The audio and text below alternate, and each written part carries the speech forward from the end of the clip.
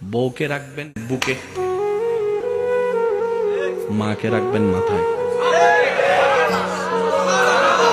আর একটু জোরে জোরে জোরে জোরে, মা থাকবে মাথায়।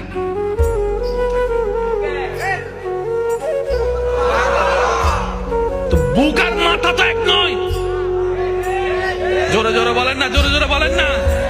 বুক আর মাথা এক নয়। বুকের দায়িত্ব আলাদা, মাথার দায়িত্ব আলাদা, স্বামী ক্যারেক্টার আলাদা, সন্তান ক্যারেক্টার আলাদা। এবার আপনি বলবেন, আমার মা যার পায়ের নিচে আমার জান্নাত।